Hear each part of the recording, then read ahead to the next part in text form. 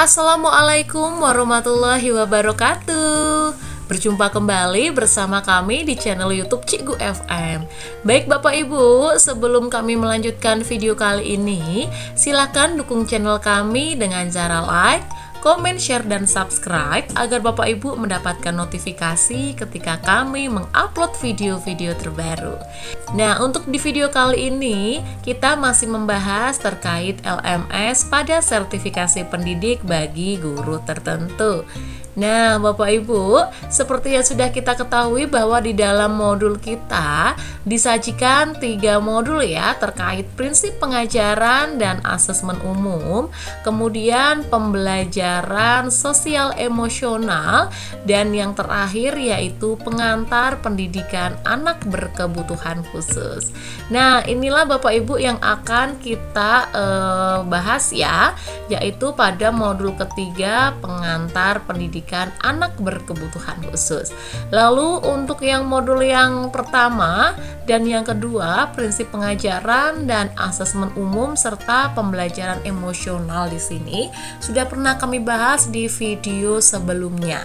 Jadi jika Bapak Ibu tertinggal, silahkan di scroll ya, dicari di playlist channel YouTube kami dengan judul PPG Guru Tertentu. Nah, di situ ada semuanya terkait modul pertama dan modul kedua beserta topik-topik yang menyertainya, begitu. Baik Bapak Ibu, langsung saja kita masuk ke dalam modul yang ketiga ya, pengantar pendidikan anak berkebutuhan khusus.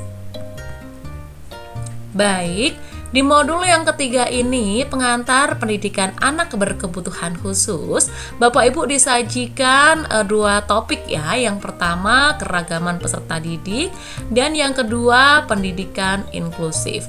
Nah, untuk di video kali ini Bapak Ibu, kita masih berada di topik yang pertama, yaitu keberagaman peserta didik.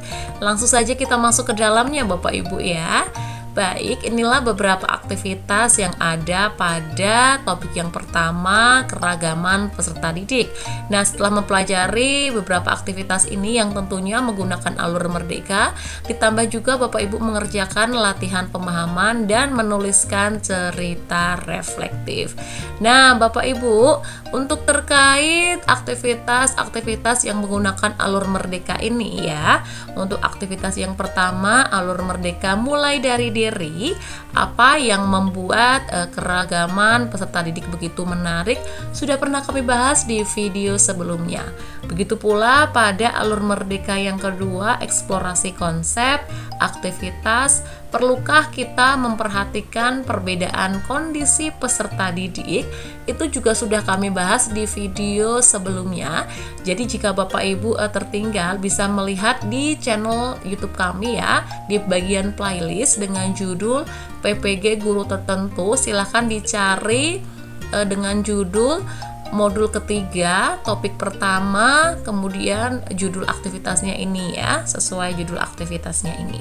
Nah, Bapak Ibu, di video kali ini kita ada di alur merdeka yang ketiga ya, aktivitas bagaimana guru menyesuaikan pembelajarannya dengan perbedaan kondisi peserta didik.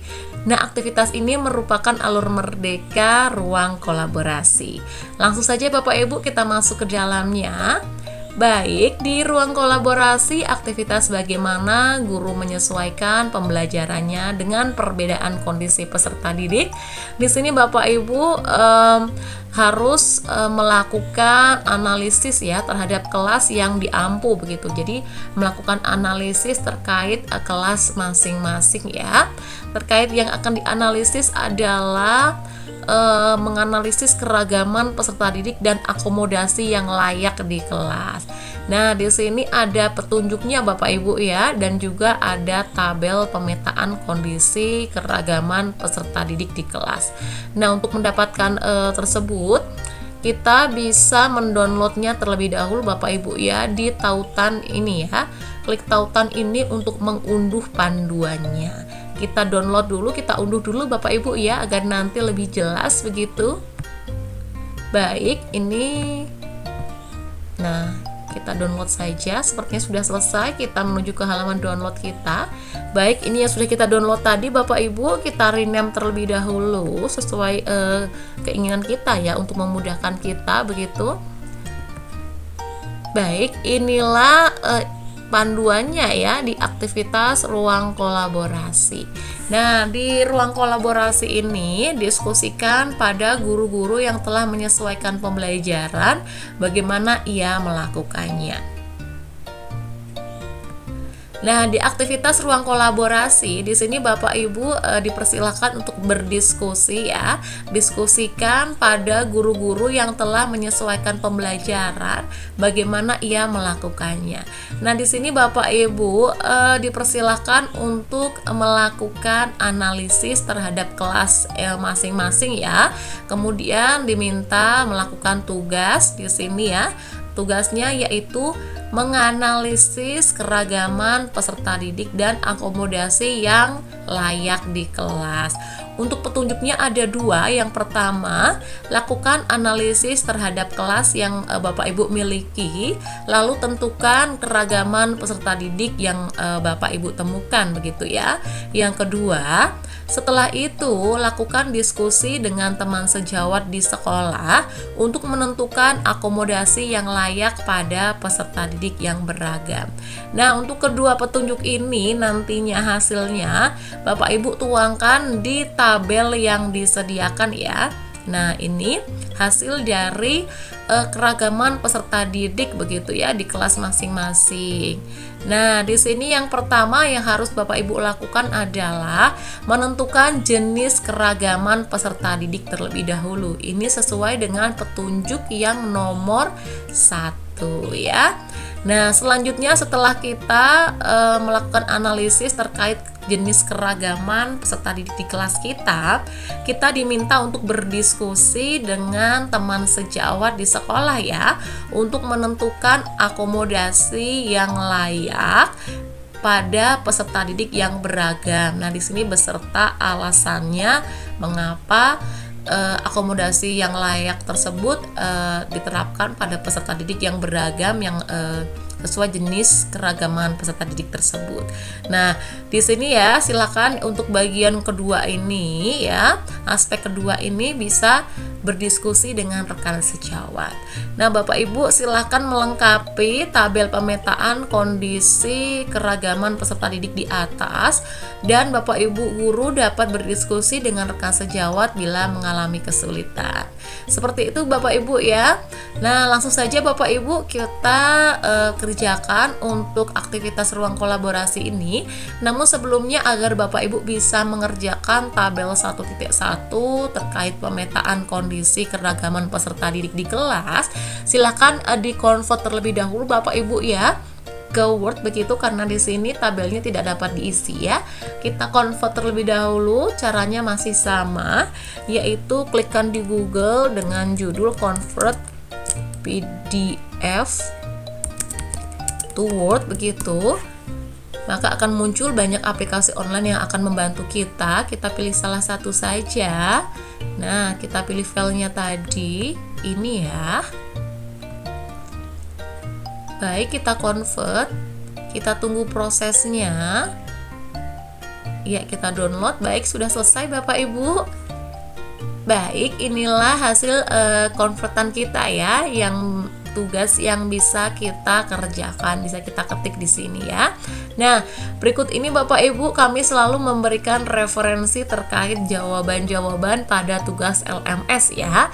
Nah, langsung saja Bapak Ibu ya, kita masuk ke dalam referensinya.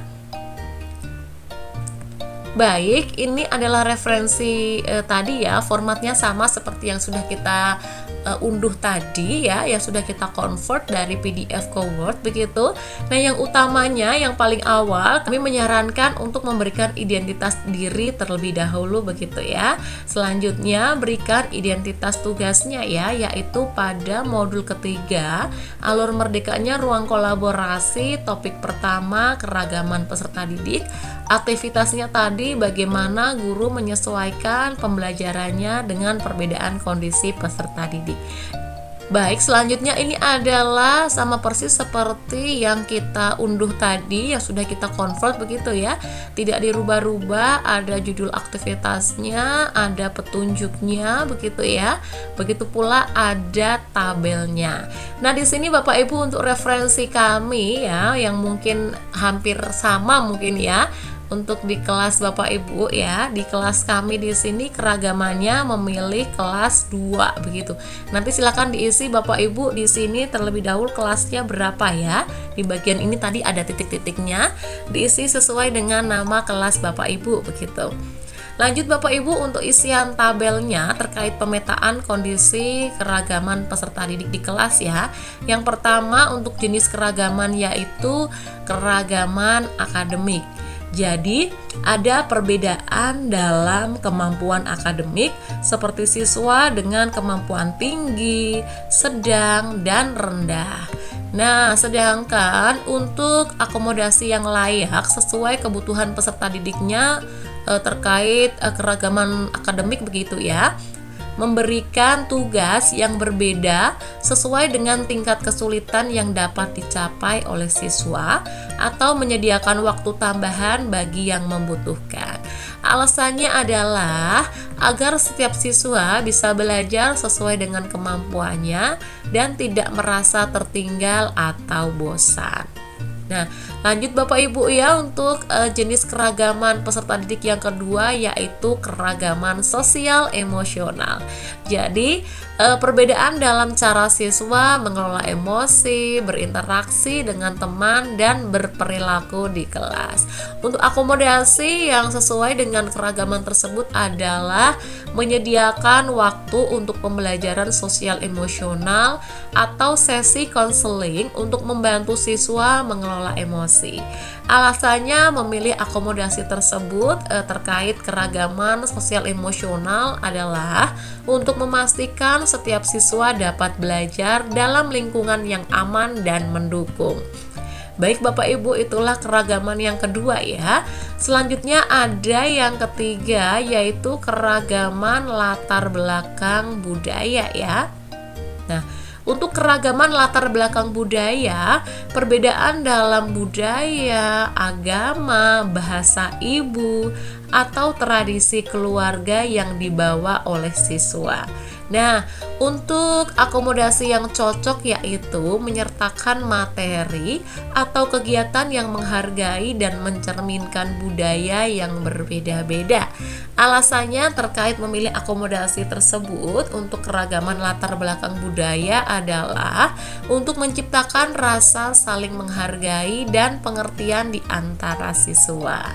Nah, lanjut Bapak Ibu ya untuk keragaman peserta didik yang keempat yaitu keberagaman kebutuhan khusus ya. Jadi mungkin ya ada salah satu atau beberapa begitu ya yang Bapak Ibu miliki siswa dengan kebutuhan khusus seperti gangguan belajar begitu ya. Sulit belajar begitu ya, sulit fokus begitu. Dan ADHD begitu, banyak sekali aktivitasnya itu hiperaktif begitu ya. Atau mungkin ada yang autis begitu atau disabilitas fisik. Nah, bisa menggunakan keragaman kebutuhan peserta didik sebagai pemetaannya begitu. Ini sebagai referensi saja Bapak Ibu ya. Nah, untuk akomodasi yang cocok adalah menyediakan alat bantu belajar khusus atau pendampingan untuk siswa dengan kebutuhan khusus. Alasannya adalah agar setiap siswa memiliki kesempatan yang sama untuk belajar. Nah, lanjut Bapak Ibu ya untuk keragaman peserta didik yang kelima begitu ya adalah keragaman minat dan gaya belajar. Nah, untuk keragaman minat dan gaya belajar ini maksudnya adalah perbedaan dalam minat dan gaya belajar. Misalnya, ada yang lebih suka belajar dengan visual, ada yang kinestetik, ataupun ada yang audio begitu ya. Nah, untuk akomodasi yang cocok terkait keragaman minat dan gaya belajar ini, kita bisa menyediakan berbagai jenis aktivitas belajar ya, misalnya dengan permainan, visualisasi, ataupun proyek dan yang lain-lain gitu ya, yang tentunya dapat diakses oleh semua siswa sesuai dengan gaya belajar masing-masing. Nah, untuk alasan memilih akomodasi tersebut yaitu agar semua siswa dapat terlibat dalam pembelajaran dengan cara yang sesuai dengan preferensi mereka. Nah, Bapak Ibu, itulah kelima ya untuk terkait keberagaman peserta didik yang ada di kelas 2 begitu, beserta akomodasi yang layak yang sesuai dengan kebutuhan tadi, beserta juga alasan menentukan akomodasi tersebut. Nah, Bapak Ibu, silakan disimak kembali terkait berbagai jenis keragaman peserta didik yang ada di kelas kami sebagai referensi, beserta akomodasi yang layak dan alasan memilih akomodasi tersebut. Silakan Bapak Ibu untuk disimak kembali.